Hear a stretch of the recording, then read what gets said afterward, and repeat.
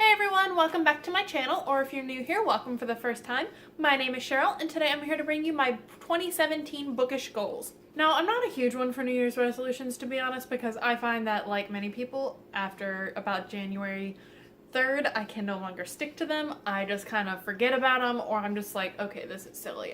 There's no way I can do this, because I always set really unrealistic expectations for myself.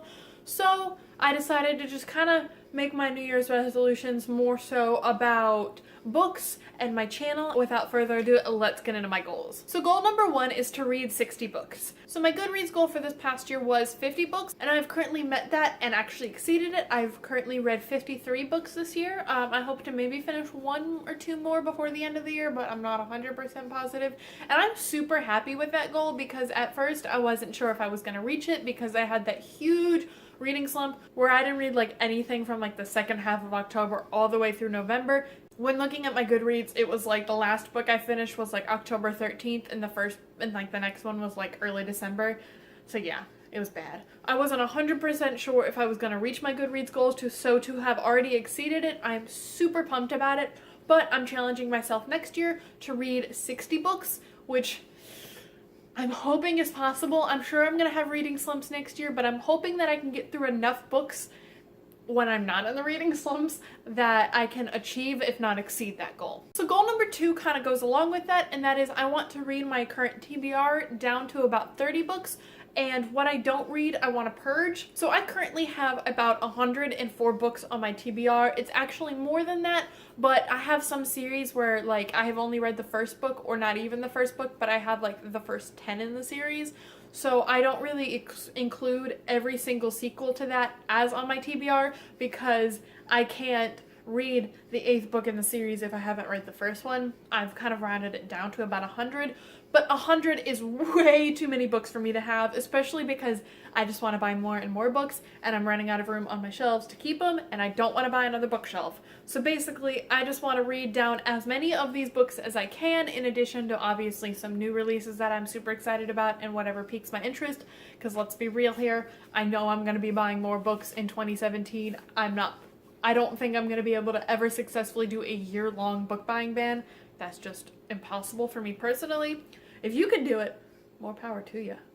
Let me know how, because I cannot. So I just want to read down as many of these books as I possibly can. And the books I don't want to read, or if I'm like, I start to pick them up, but then I don't end up finishing them, I don't want to hold on to them because I have a really bad habit of keeping books on my shelves for like 3 or 4 years, losing all interest in reading them, but not getting rid of them because I'm like, maybe one day I'll pick them up. But it's been 4 years. There is no reason that I should take up precious shelf space with books that I have really no interest in reading, especially if the cover's not even beautiful enough to keep. So yeah, I'm just gonna try to read as many of these books as I'm interested in and get rid of the rest. So goal number 3 kind of goes along with my second goal, and that is to stop feeling guilty about DNFing books and to actually DNF books I don't like. So DNFing stands for do not finish a book if you didn't already know, and that's basically, you're reading a book, you're like, I don't like this, so you don't force yourself to finish it.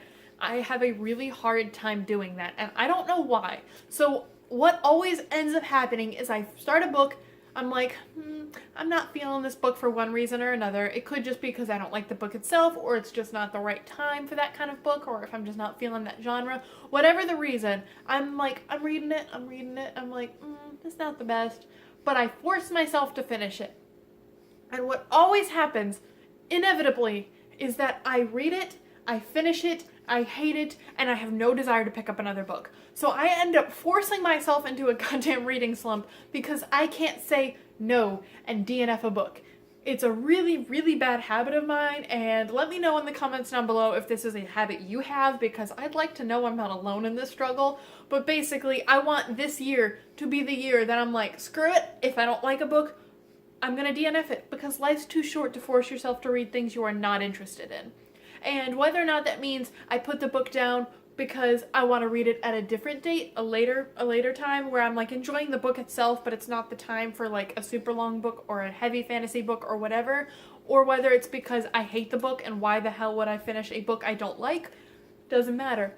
If I'm not liking a book, I'm gonna start actually DNFing them so I can stop putting myself in reading slumps. So goal number 4 kind of goes along with the rest of them, and that's just I want to whittle my bookshelves down to books that really make me happy and that I enjoy.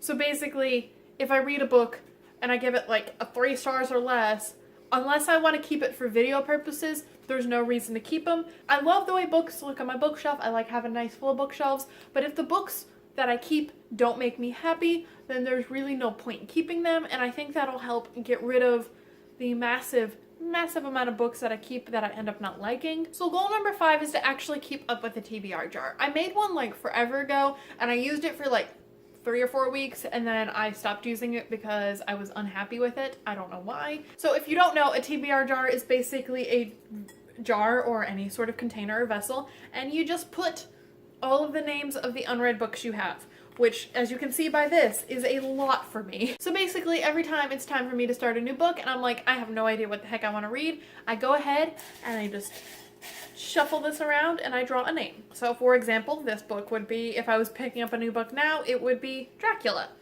which I am ashamed to say I've never read. But basically, this kind of helps me pick up books that I would not normally think about picking up, for example, Dracula. So it helps me read down my TBR.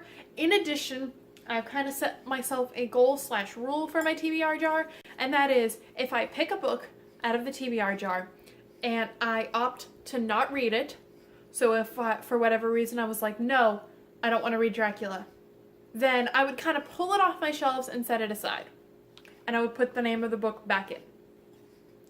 And if I drew it again and I was still like, no, I don't want to read it, then I'm going to put it in an unhaul pile, and then after a certain amount of time, unhaul the books. Because if after 2 times I'm still not wanting to read the book, then there is no point in me keeping it.